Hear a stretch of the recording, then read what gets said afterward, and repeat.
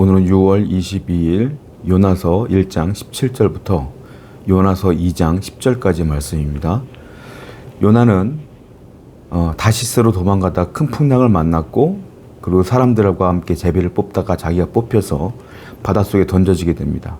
바닷속에 던져지자마자 그 바닷속에 있던 큰 물고기 한 마리가 요나를 삼켜버립니다. 그리고 그 요나는 그 물고기 뱃속에서 3일간 머물게 되는 장면을 오늘 본문을 통해 살펴볼 수가 있어요. 먼저 1장 17절 말씀 보겠습니다. 여호와께서 이미 큰 물고기를 예비하사 요나를 삼키게 하셨으므로 요나가 밤낮 3일을 물고기 뱃속에 있으니라. 물고기가 요나를 삼켰어요. 그리고 밤낮 3일 동안 요나가 물고기 뱃속에서 있었다라고 표현하고 있는데, 그런데 제일 중요한 게 있어요. 17절 앞부분이 제일 중요한데, 앞에 이렇게 써 있습니다. 여호와께서 이미 큰 물고기를 예비하사. 이게 중요해요. 하나님은 이미 일하셨고, 이미 계획하셨고, 큰 물고기를 준비했고, 그리고 요나가 바다에 떨어지자마자 그 물고기가 삼켰다는 거예요. 여러분 생각해 보십시오. 사람이 물속에서 얼마나 살 수 있겠습니까? 얼마나 숨을 참을 수 있겠습니까? 우리가 옛날에 그 어린 시절 때 친구들과 잠수놀이하고 숨 오래 참기 시합하고 그랬잖아요. 그때 뭐 세숫대에다 물 담아 놓고 우리가 얼굴 담그고 뭐 50초를 견뎠느니 뭐 1분을 견뎠는지 이렇게 싸우지 않습니까? 그거는요, 잠잠한 물에서 내가 의지를 갖고 숨을 참으니까 그 정도 참는 거예요, 그래도. 그런데 그 풍랑이 일어나는 그 바다에 던져지면 그 공포와 두려움 때문에 과연 몇 초 동안 숨을 참을 수 있겠어요? 귀로 눈으로 막 수없이 물이 막 들어오는데, 몸이 막 떠들어가는데 얼마 못 참죠. 그런데 놀라운 게 뭔지 아십니까? 그런데 그 타이밍, 요나가 떨어지는 그 타이밍에 기가 막히게 물고기가 거기 있었다는 거예요. 그리고 요나가 떨어지자마자 숨을 오랫동안 못 쉴 수 있는 그 상황 속임에도 불구하고 바로 떨어지자마자 삼켰다는 거예요. 이게 엄청난 타이밍 아닙니까? 그걸 계획하신 분이 하나님이라는 거예요. 미리 준비하시고 미리 계획하시고 미리 삼켰다. 그런데 물고기 속에서 요나가 며칠 있었습니까? 3일이나 있었어요. 물고기 뱃속은 사람이 살 수 있는 공간이 아닙니다.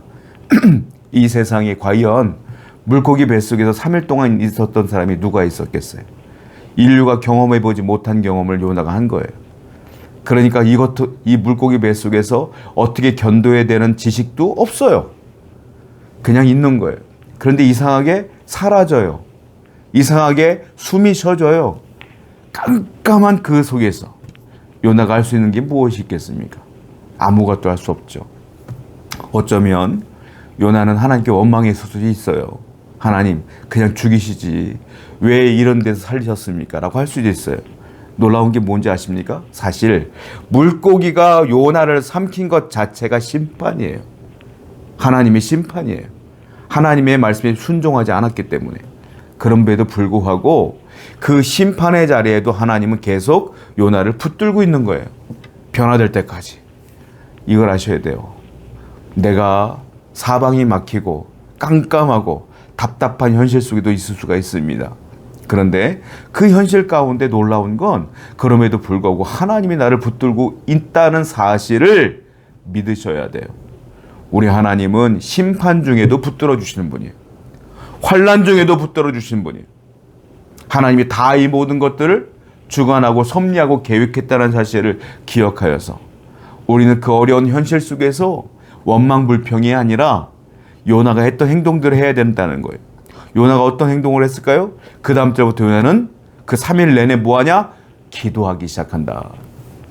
성도 여러분, 우리는 어려움을 만날 때 하나님이 나를 붙들고 있음을 확신을 갖고 기도에 전념하시는 여러분 되기를 축원드립니다. 그 다음 절 볼게요. 1절부터 2장 1절부터 7절인데요. 좀 길기 때문에 이 기도의 내용입니다. 여러분들이 구체적으로 살펴보시고 저는 중요한 부분만 좀 살펴볼게요. 먼저 1절입니다. 요나가 물고기 뱃속에서 그의 하나님 여호와께 기도하여 기도하기 시작합니다. 2절만 읽어볼까요? 이르되 내가 받는 고난으로 말미암아 여호와께 불러 아뢰었더니 주께서 내게 대답하였고 내가 스올의 뱃속에서 부르짖었더니 주께서 내 음성을 들으셨나이다. 쭉 기도 내용이 나와요. 그리고 결정적으로 요나가 했던 기도가 6절에 나오는데 이런 말이 있어요. 내가 산의 뿌리까지 내려갔사오며 땅이 그 빗장으로 나를 오래도록 막았사오나 나의 하나님 여호와여 주께서 내 생명을 구덩이에서 건지셨나이다. 내 생명을 구덩이에서 건지셨나이다. 기도의 내용은 지금 물고기 뱃속에서 있는 요나가 하는 기도의 내용이란 말이에요. 그런데 요나가 뭐라고 기도해요? 내 생명을 하나님이 구덩이에서 나를 건져 주셨습니다 라는 기도까지가 나오는 거예요. 마지막 기도가 그렇게 나오는 거예요. 살아있으나 살아있다고 말할 수 없어요. 물고기 뱃속에서 언제 죽을지 몰라요. 사방이 깜깜해요. 내가 지금 잡아먹힌 상태야. 객관적으로 보면 사람들이 만약에 큰 물고기가 요나를 딱 먹는 순간 사람들은 요나를 뭐라고 했을까요? 잡아먹혔다 그랬을 거예요. 그 요나는 객관적으로 죽은 거야. 끝난 거란 말이에요. 그런데 놀라운 건 거기서 살아서 기도하고 있는데 요나가 하나님 왜 차라리 죽이지 이런 원망이 아니라 맨 마지막에 내 생명을 건져 주셨습니다 라는 기도로 끝나요. 고난이, 그 역경이, 그 환란이 요나의 마음을 변화시키기 시작한 거예요. 물론 고난이 다 사람을 변화시키진 않아요. 아무리 고난이 있어도 변화되지 않는 사람도 있기 때문이 그렇습니다. 그러나 요나는 이 고난을 통하여 변화되었어요. 그런데 많은 사람들은 이 고난을 통하여 하나님을 봐요. 그래서 하나님은 종종 내가 하나님을 떠날 때 고난을 줄 때가 많다. 그 고난의 현장에서 어떻게 해야 될까요? 우리가 할 수 있는 유일한 것은 요나처럼 기도 외에는 없어요.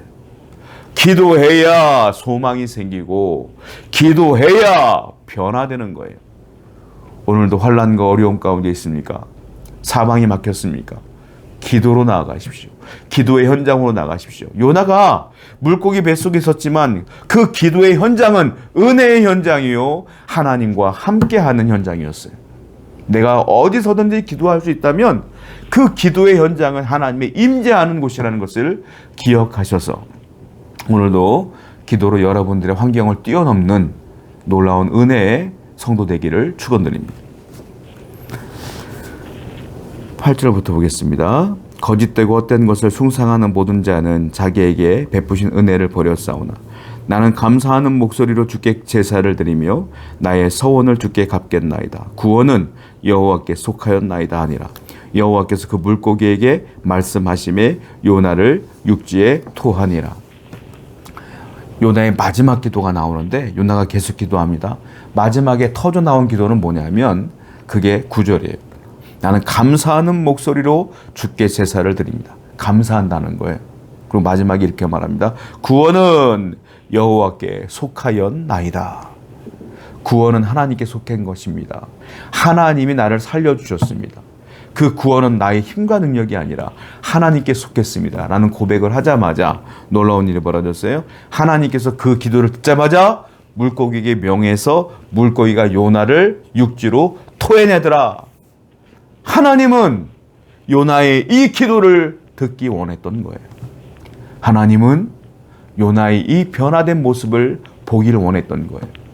그가 변화되자마자 그가 마지막에 고백하자마자 하나님은 그 문제들을 다 한 번에 해결해 주시더라. 하나님이 듣고 싶었던 소리가 뭡니까? 구원은 여호와께 속하였나이다. 이거예요.